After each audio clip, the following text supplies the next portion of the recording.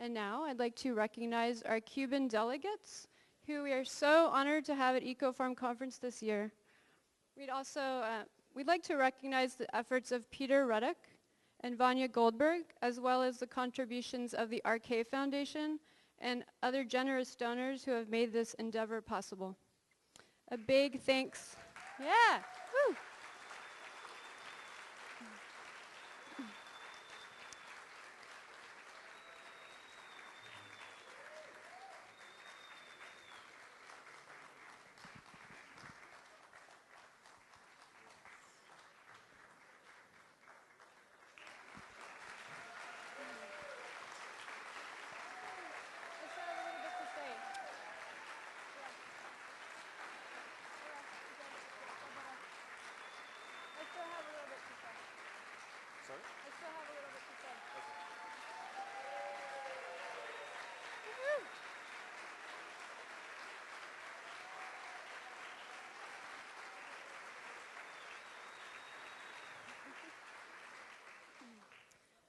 I also want to thank all the folks who have opened their homes to our Cubanos, and they will be able to stay a little longer before returning to Cuba. So if anyone is interested in opening their homes to have them stay a little while, please do get in touch with Peter and the RK Foundation.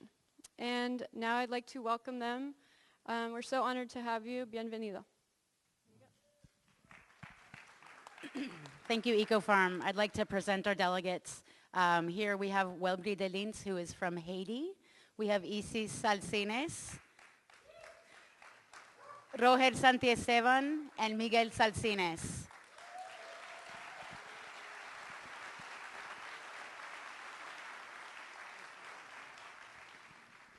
And I wanted to take a moment to thank the rest of our sponsors. Deborah already mentioned Susan Clark and the RK Foundation. Yep. They have actually sponsored the delegation all 4 years. There have been folks in the last couple of years from Mexico and El Salvador.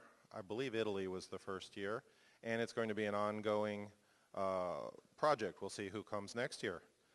We are also grateful to the Christopher Reynolds Foundation and to a number of individuals. Tom Miller, Andrew Roomer, Kat Steele, and Malia Everett. And we're also grateful to Jacob's Farm, both for sponsoring us and for putting us up this evening and giving us a tour. Those of you who didn't get into our session are welcome to join us tomorrow.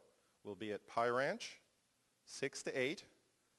I'm inviting hundreds of people to a fairly small space. You're not all going to show up, but 6 in the evening.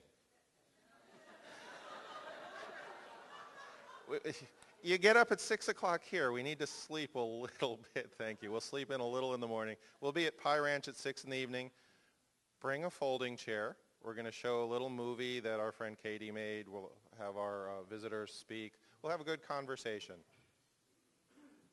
All right. Thanks, everybody. Welbri, would you like to...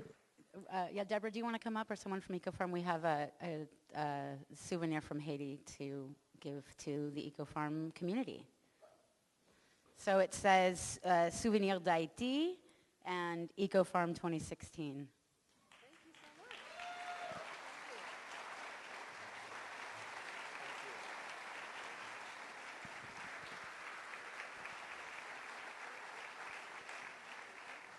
So I would just like to briefly say that this was an idea on a phone call, and through the hard work of EcoFarm staff, myself, tireless work by Peter, and all of our funders, and these folks were able to bring them. It's a myth that Cubans and Americans can't hang out, and it's also not because these folks would have been able to travel here even if the opening between our two countries hadn't taken place a year ago. But we encourage you to say hello and visit Cuba and invite folks to come up and join us at EcoFarm again. Thank you.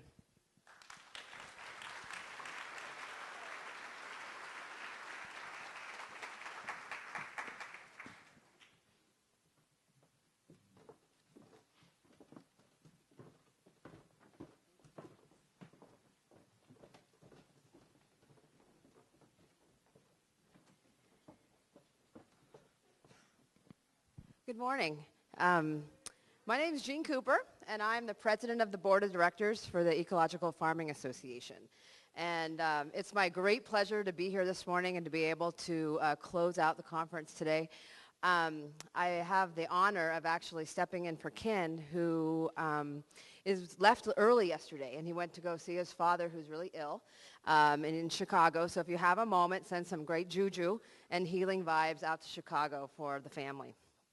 I just want to thank you for making the 36th annual conference such a success and a magical time.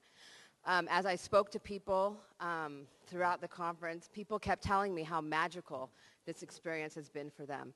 And I, too, have to say, it's just been magical. Wherever I needed something, someone was there to give me the information or the help. And last year was my first conference at EcoFarm, and when I left, I felt like the community here was unbelievable, and told Ken and the board that, I've been to conference after conference after conference, but this is the only conference I've been to where the community is so tight and so loving. And that's something that money can't buy.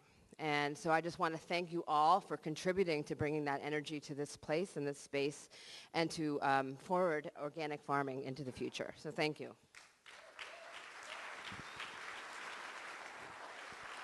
So I have the honor to introduce our next guest today, and so I looked on their website last night because I was a little nervous because I've never done this before.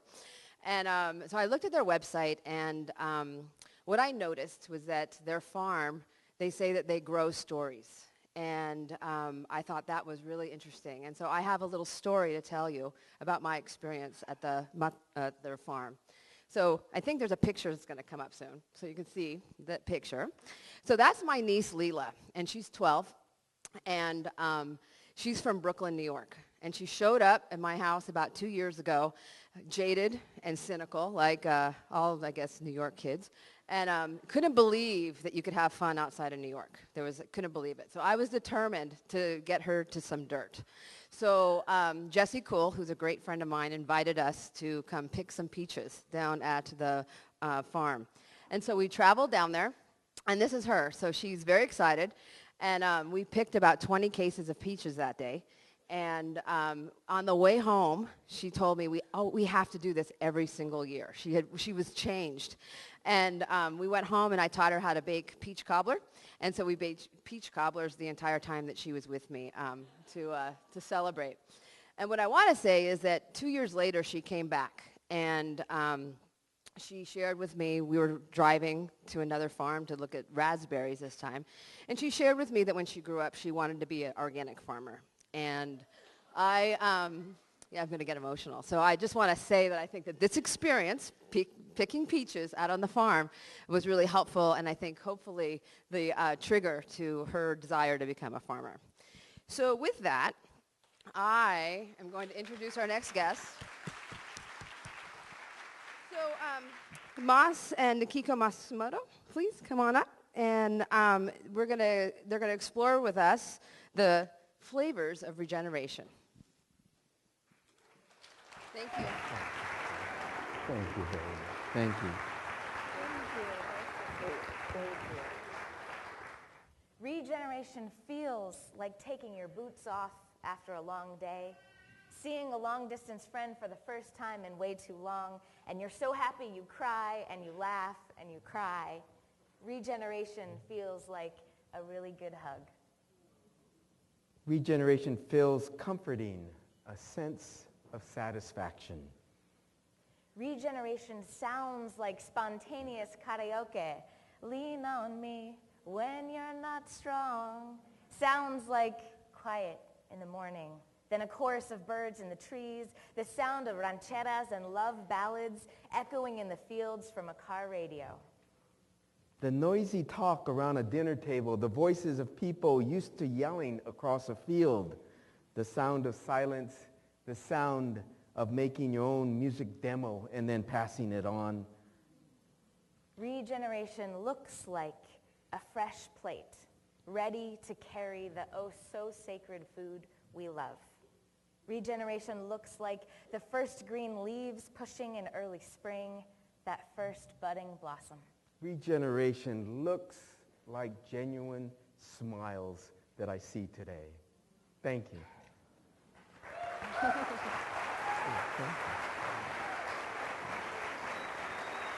Thank you.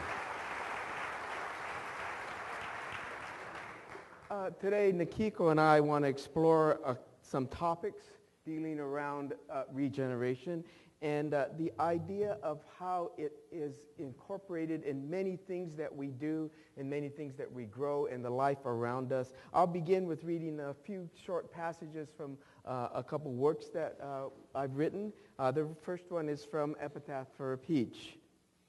I used to have armies of weeds on my farm.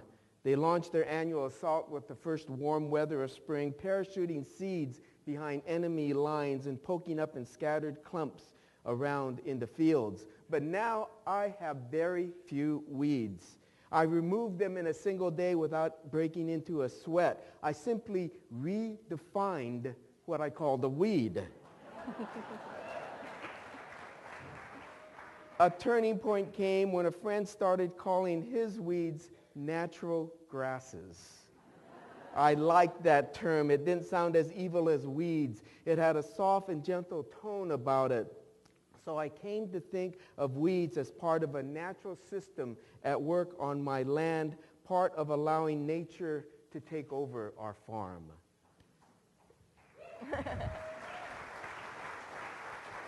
And in many ways, that's part of the idea of regeneration, that it involves this personal relationship and not necessarily taking over something, but actually rethinking how our relationship is with those things. In May this year, two quick exciting announcements. There was a documentary film made about our farm called Changing Seasons, and it involves my wife, our son, and Nikiko, of course, and it's going to be aired nationally on PBS in May. And we will need your help on that because we'd love to have you go back and contact your local PBS station to make sure they air it at a good time, not at 2 in the morning. So that's one request we have, that you go back to your local PBS stations and contact them. The second thing is Nikiko and I have worked on a book that talks about this transition, this regeneration of our farm. And it will be, it's a collection of essays, and it will be out in May too. And I'm going to read two short pieces excerpted from that book. This first story talks about when I was young, I broke a lot of things on our farm. My dad was a quiet man. He spoke louder with his tools and work gloves than his voice. We'd labor side by side, little said, only the sound of boots trudging through fields or the buzz of an arc welder when he repaired things that I broke. A silence filled our world, a silence that spoke of the history working the land and the challenges of being poor and Japanese American, a silence that grew over the years to fill a void between generations.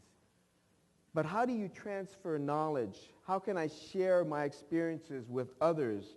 Farming has undergone an upheaval. The business of growing food, the rapid introduction of technology, the shifting culture of food are transforming our land and the way we work. Every generation will claim that the times are changing and the old must give way to the new.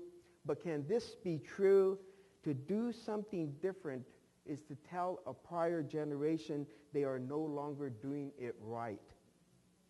I believe in the power of emotions and experiential memories. When experience is mastered, something transformative happens. Memories become stories, and stories you could pass down. But I don't know which are the most important stories to pass down. Wisdom should be fluid, and I know in the future things will break. Both silence and stories echo throughout the fields on our farm. We grow perennial crops here, not just peaches and nectarines, but also family, history, and of course, more stories to tell. Thank you. And this last passage from this new book is an essay entitled Revolution on the Farm, When Tractors Replaced Horses. In our old wooden red barn, a set of trees hang. They are wooden bars and metal rings and fasteners at the ends. Farmers once used these to hook up a team of horses to pull a farm implement, but I have no clue how to use these. I never farmed using a horse or mule. My tools involved gas and diesel. I remember my father talking about farm animals. He was poor, and in 1946, he had no choice. He couldn't afford new technology of a tractor. But that year marked a transformation of American agriculture. That was the moment tractors overtook horses on farms. Innovation triumphed tradition. If my father farmed with horses and I with tractors, what will be the revolution Nikiko will have on the farm? What will be displaced in the name of efficiency? In the 1900s, Henry Ford first introduced his Fordson, a modern tractor with a small gas-powered engine. Millions of farmers, I imagine, said, that ain't going to work, and went back to their farms with their horses. But they didn't understand Ford's arrogant yet visionary comment when he said, ask farmers what they want, and they will say they want a faster horse. The tractor triggered massive change in farm size. Productivity in agriculture resulted in cheaper and cheaper food. The efficiencies made food more widely available than ever before. But human labor was no longer needed, and the farm population dramatically shifted. But were millions of workers displaced or freed? Industrial America grew precisely at the same time, and the tractor, far from being a mechanical demon, was seen for some as a savior, freeing millions from the torture of farm labor. The American tractor, the perfect poster image of capitalism, modern creative destruction. Innovation destroys old systems. They shoot horses, don't they? Progress, but not if you are a horse. So when I noticed a horse tack hanging in my old barn, I see more than the rise of a tractor. I see the consequences of innovation. With succession also comes displacement. I shared this story with Nikiko, and she had trouble getting past the idea of horses on the farm. Really, she said? And I realized I sounded very old. Thank you.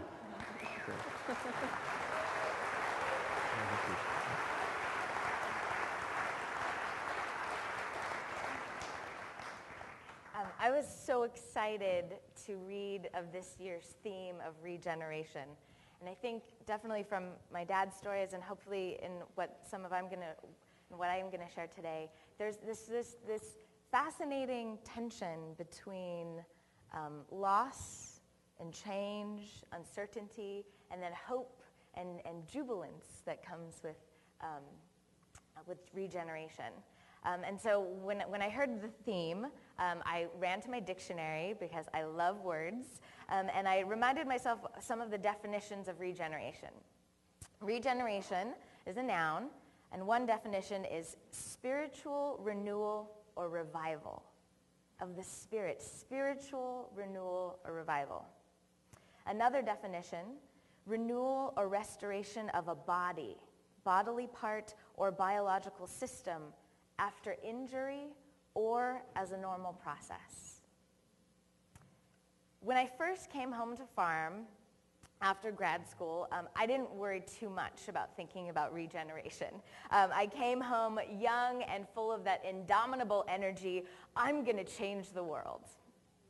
And one of the first things I did, I found one of my Ji-chan's old shovels. My Ji-chan, my grandfather, had passed away about a year and a half before I moved back to farm full-time with my dad.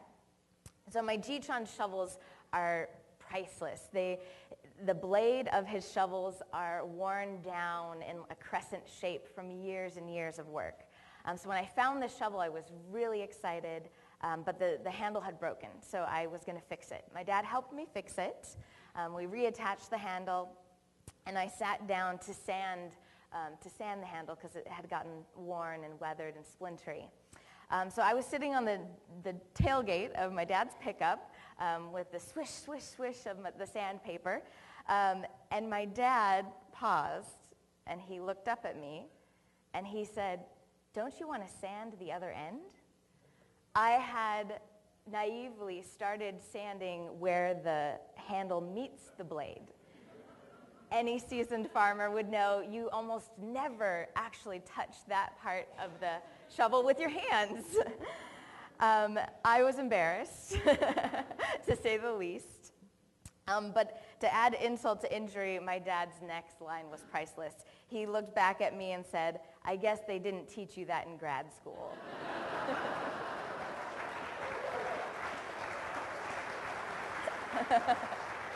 Well, I shouldn't say anything because I studied sociology at college.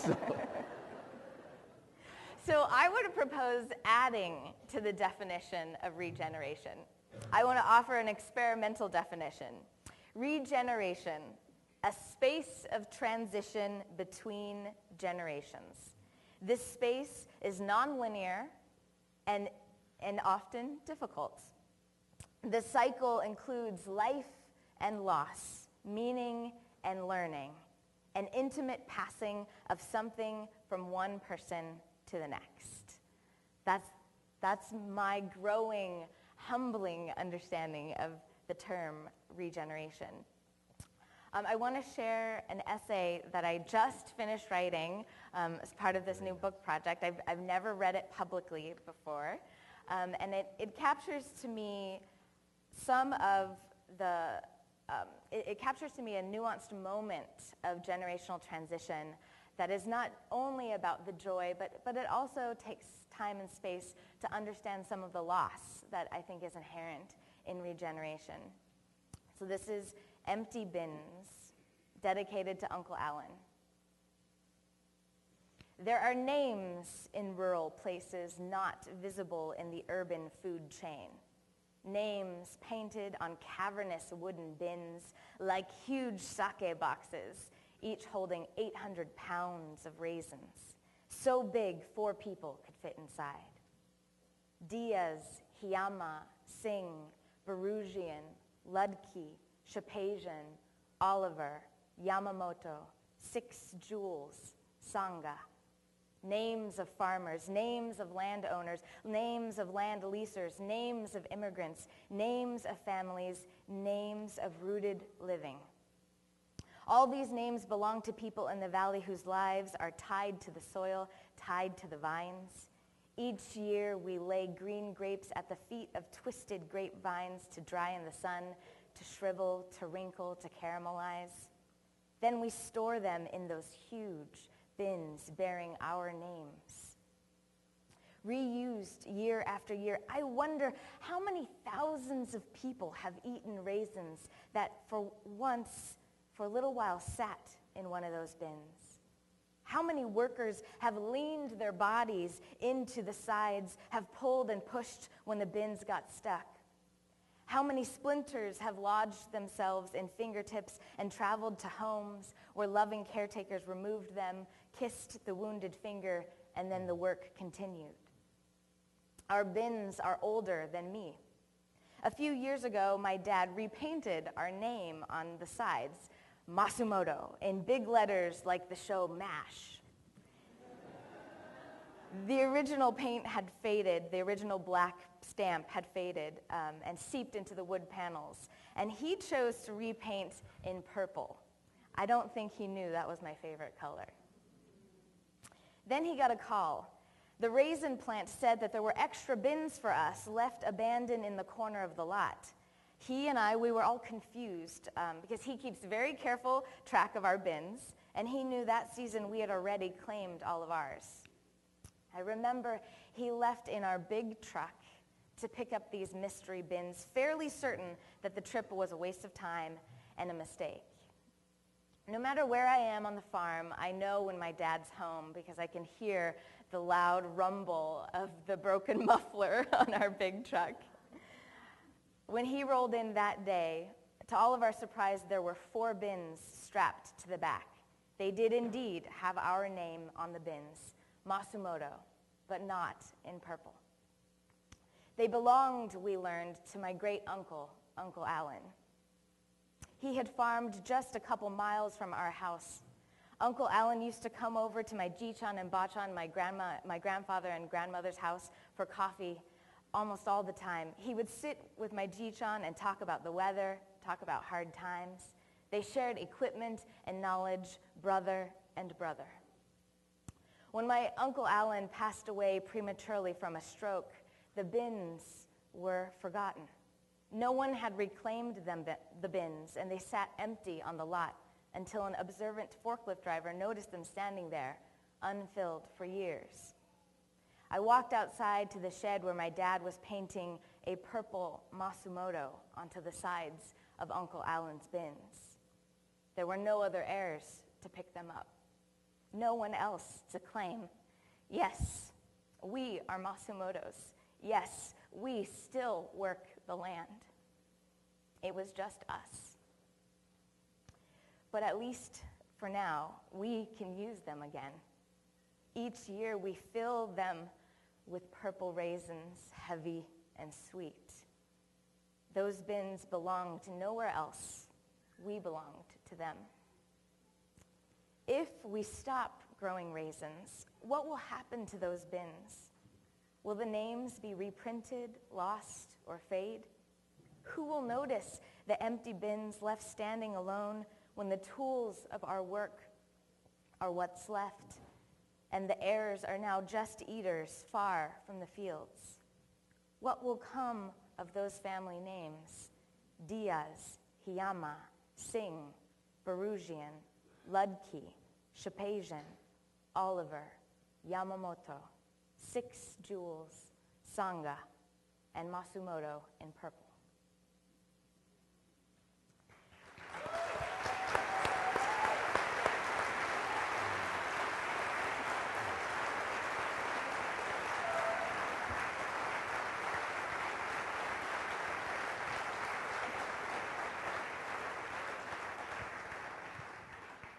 It's really special to read that piece here at EcoFarm because I know this space is full of people so courageous and dedicated to continue family legacies and to add so many more names to the fields and our landscape. You give me hope. While sometimes I think loss is part of regeneration, so is vitality and spirit, power and joy. There's another side to regeneration. It's personal, it's artistic, it's creative. We work with each other, we push each other, we challenge each other. And I think part of what I've learned as a young person, as a next generation, is that I cannot underestimate the importance of bearing witness to those who have come before. So we want to switch gears a little bit. We want to share something that I think is all about bearing witness to someone else and sharing, passing something from one person to the next. Upon the brilliant suggestion from my mother, who's such an important part of our farm, we want to share an example of collaborative regeneration between 2 people. Now, this has nothing explicitly to do with farming, but stay with us, stay with us. Yeah, in many ways, it has everything to do with farming because it's about story, it's about relationships, and it's about emotion. Yes. So while our fabulous AV crew cues up the video, I want everyone to close your eyes. Close your eyes for a second. Okay, so imagine you are wearing the clothes that make you feel the most fabulous. I'm talking fancy, I'm talking glittery, whatever fits your definition of fabulous. Okay, and you're sitting in this theater and it is buzzing and there are people all around you also embracing fabulosity. And there are thousands of people there, and including the President of the United States. It is an exciting evening, and there are artists all around. And this evening is dedicated to acknowledging amazing artists and their work over their lifetimes. So one of your favorite artists just happens to be getting an award that night. The amazing Carole King is getting an award. Songwriter Carole King. And during the section of the program to honor her, someone else steps on stage. And I want you to watch this video and think about regeneration, think about spiritual revival, restoration of body, and intimate passing from one person to the other. So you can open your eyes, and here's what you see on stage. One, Aretha Franklin.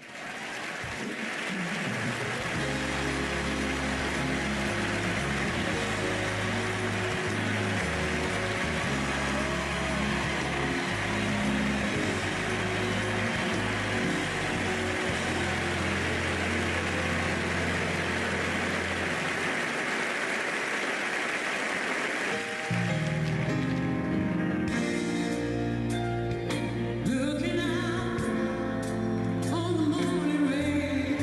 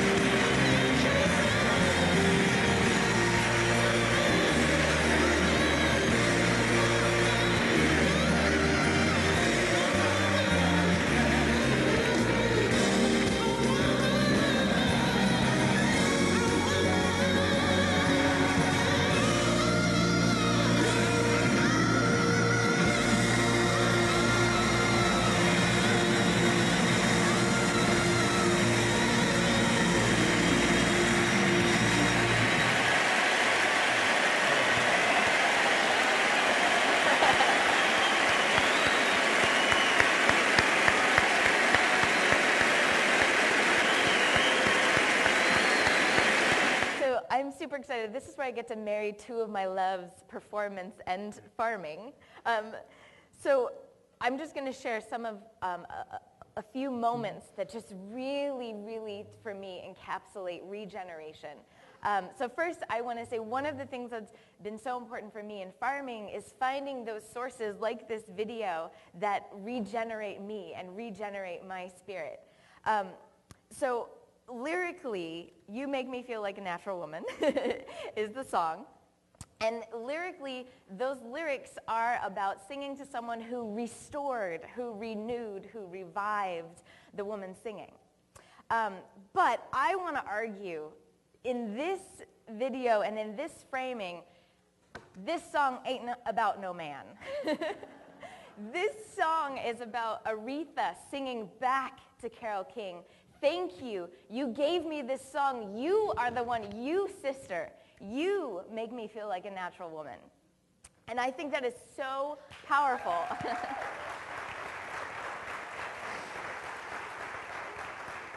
I think it's so powerful on so many levels. One, sometimes when I'm isolated on the farm, I need that model. I need that model of Carole King, thinking about what am I giving to someone else? What am I giving in sisterhood and siblinghood so that it can become something more? And the other thing that I just am humbled by, this is also, I think, a perfect example of what it means to be an ally. That Carole King, as a white woman, wrote the song and said, Aretha, this is your song. You are the one who needs to be on stage. You're the one who needs to be in the light. I think that performance is a beautiful performance of what it means to be an ally to each other across differences. And particularly in this video, I watched it a bazillion times, so I've caught this moment. There's this moment where Carole King, she's going like this, and she's singing. But if you notice her face, she's not singing the chorus. She's singing the backup. She's there backing up Aretha, which I love that concept. I love that moment. And the other thing, my other favorite moment that I just think so encapsulate the spirit of regeneration is Aretha Franklin is in her 70s, and she is up there on stage, throwing her fur-length coat to the ground, arms in a victory V. She is a voluptuous, big woman, and I love it. I love her arms saying, yes, I am here. I have arrived. I can regenerate this space with my voice. And that's so important to me, and that's part of why I wanted to share this video. So, Dad?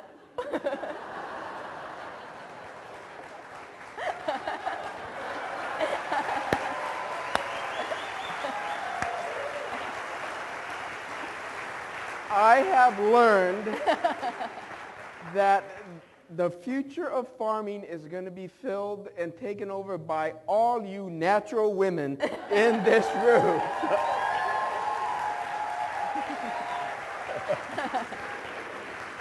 And whoever wants to identify as a woman. Part of for me, the fascination of that clip, and I heard an interview of Carole King, was she talked about the joy of being a songwriter. All right. She said this, quote, "The remarkable feeling is to hear a song of yours come back with all its embellishments you didn't imagine, and it's even better."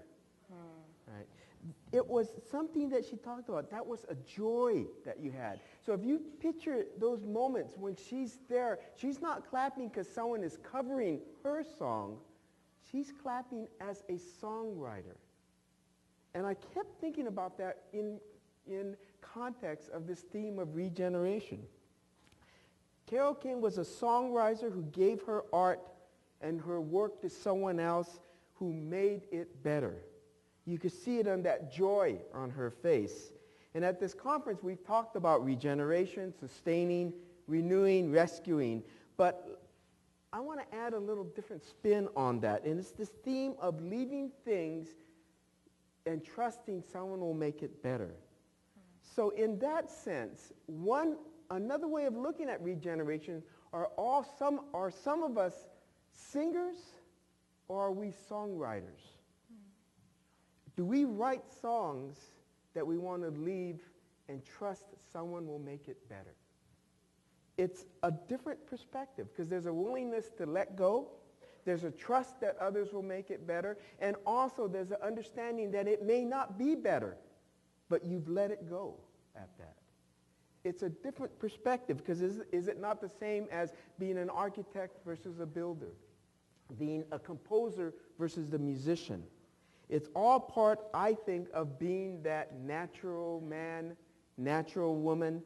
I think it's when you are able to look in these other ways at something and understand there are times when we are singers and maybe there are other times we are songwriters.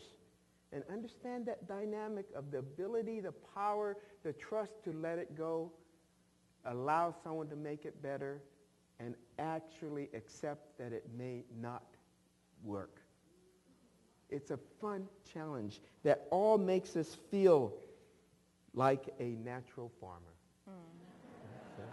Are you ready? Thank you.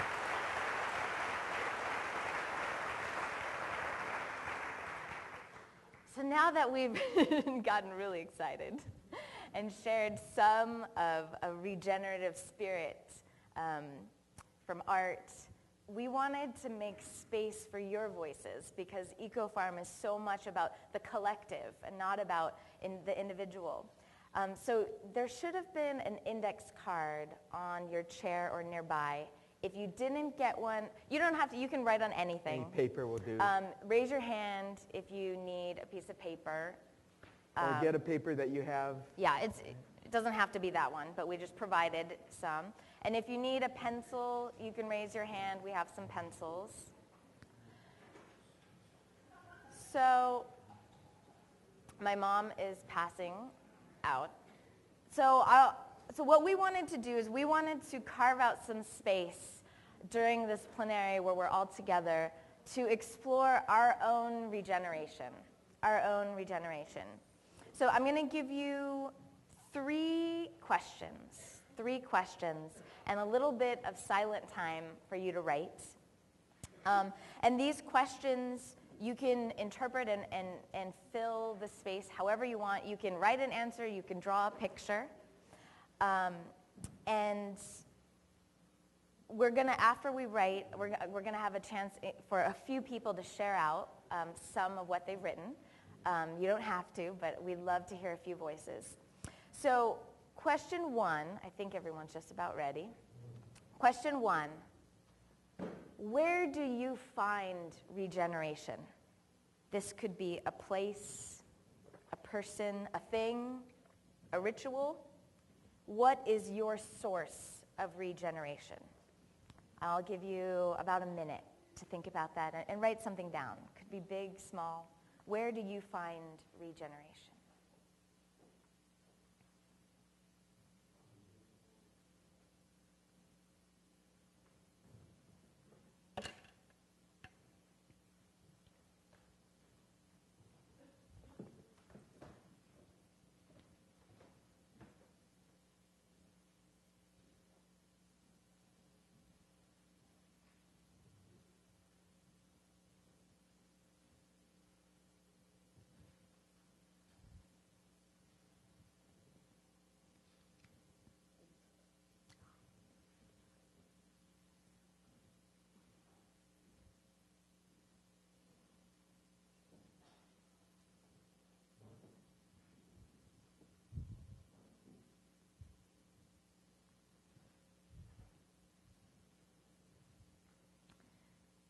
As you wrap up some of your thoughts, I'm going to share question two. Same theme. How do you currently, or how can you in the future, support someone else in their regeneration? You can get really specific about a particular person or another generation, or you can think broadly, thinking about different sectors of your life. How do you and or how can you support others in their regeneration?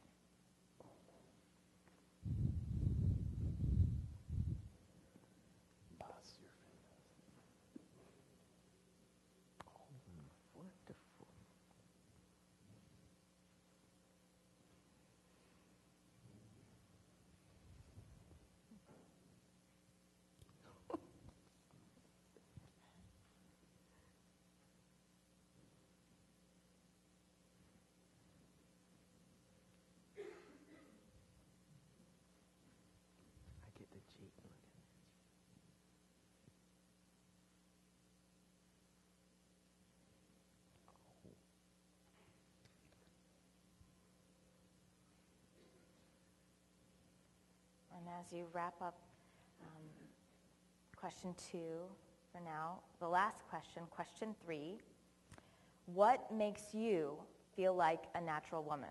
No, I'm just kidding. I'm just kidding. Although I am fully embracing woman as a fluid category. I love it. Okay, so just kidding. The third question really is, looking at your question 1 and question 2, your answers, your thoughts, what's one specific thing, big or small, one time or repeated, that you can commit to doing when you go home today, when you travel back to the places you call home? What can you do, at least one thing, to either support your regeneration or someone else's regeneration? Write down one thing that you can commit to doing.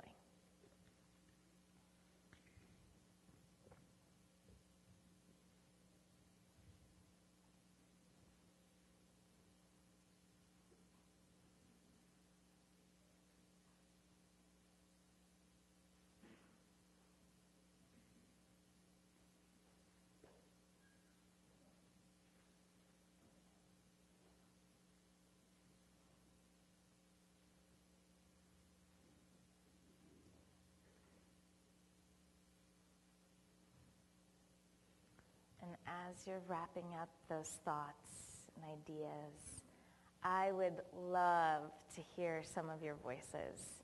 Tell us about where you find regeneration, how you can give regeneration, or what you're going to go home and do. So if maybe a couple people wouldn't mind sharing. We have a handheld microphone. Just raise your hands, and we'll just have a couple people share their voices.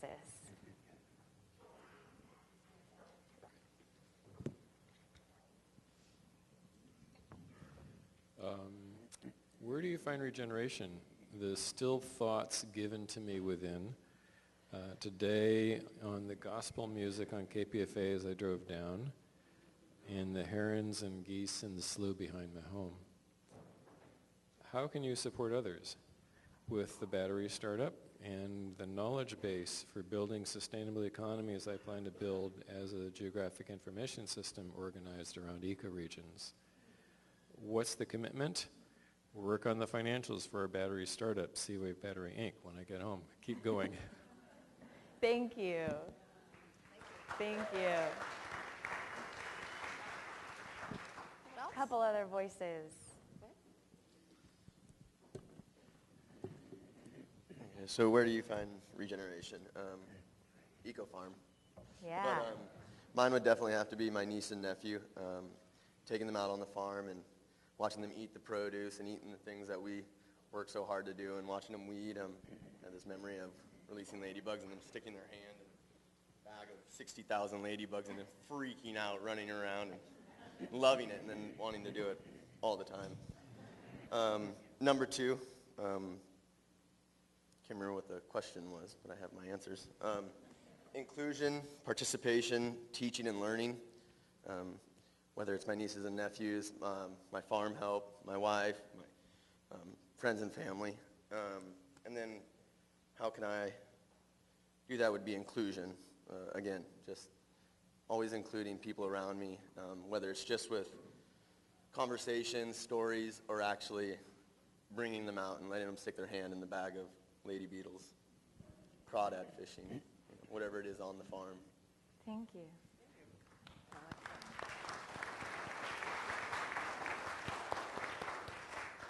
I get regeneration from coming to EcoFarm. I've been coming for a long time, maybe 20, 23 years. And being a CCOF certified walnut owner, walnut grower, it's wonderful to see all the women that are now owners of different kinds of farms. And when I first started coming and out in the marketplace, it was very, very limited. And to see all these women giving these speeches and their knowledge and their capacity of presenting themselves makes me so proud. And it makes me so happy as a older person coming and working in my organic farm. It's heartwarming, and when I go back to town, I sit anybody down for a cup of coffee and start telling them about all my newest classes, and I keep notes. And pretty soon I have no one to go to coffee with because they're sick and tired of hearing about it. But I just want to say the overwhelming happiness to see all the women that are actually doing what the talk is all about. Go back here.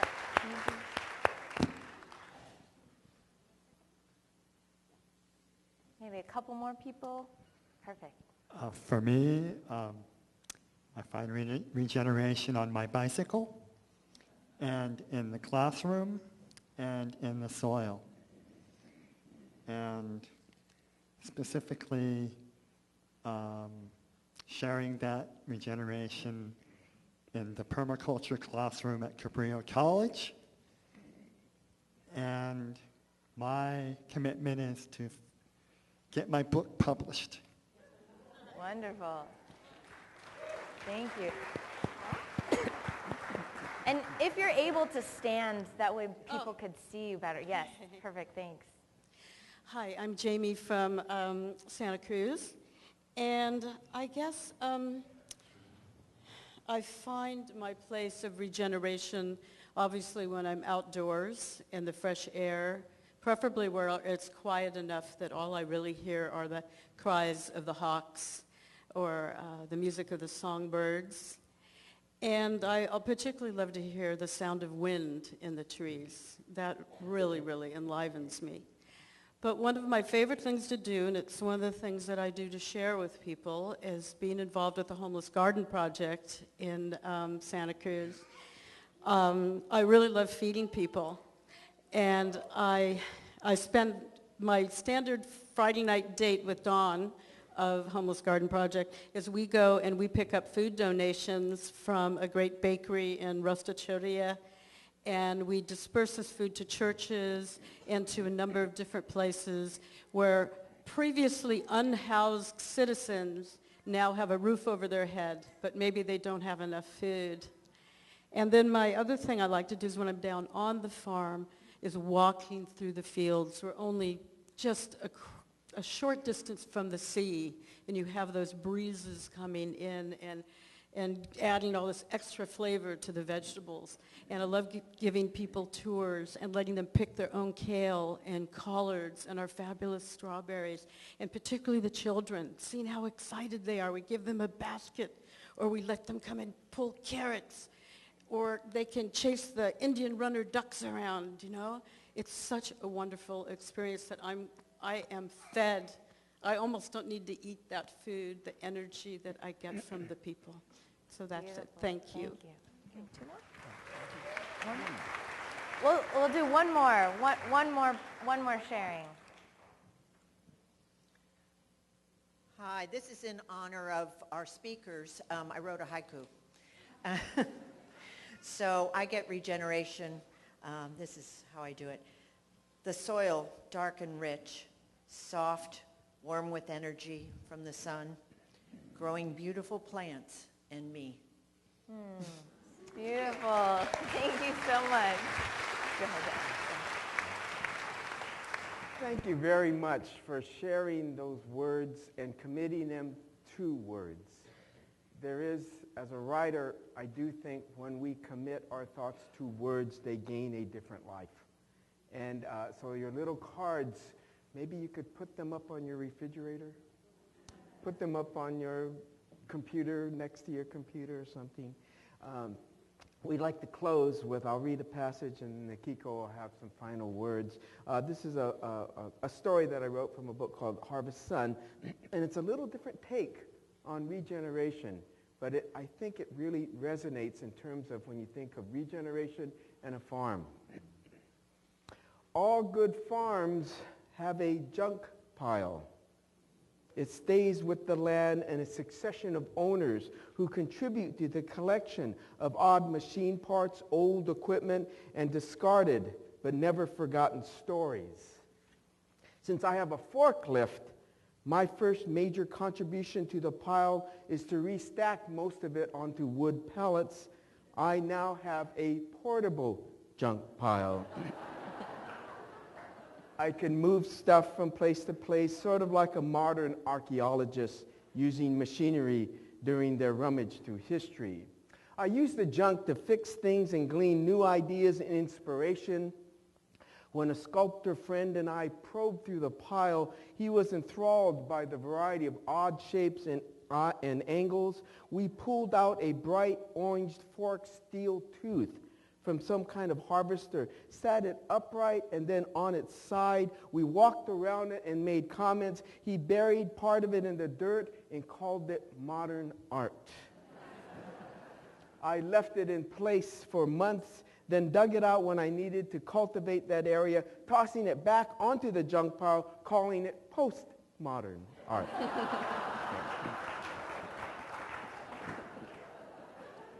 Treasures lie hidden in our junk piles.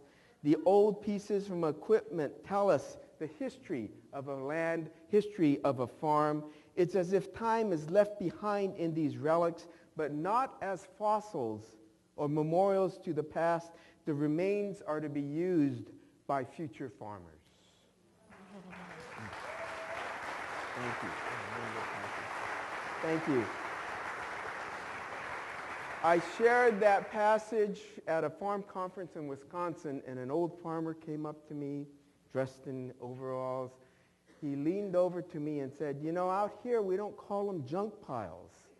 And I started thinking about the idea of passing things to generations, and I remember the term bone pile, which is rarely used in California, but in other parts of the nation they are. And he leaned over and he said, no, we don't call them junk piles. We call them inventory.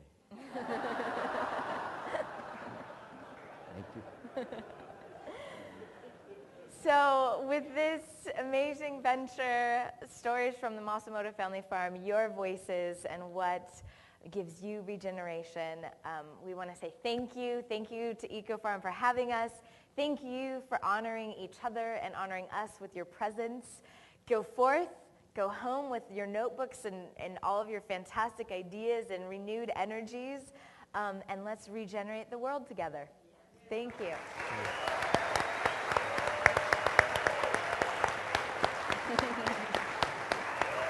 Thank you. Good job, Dad.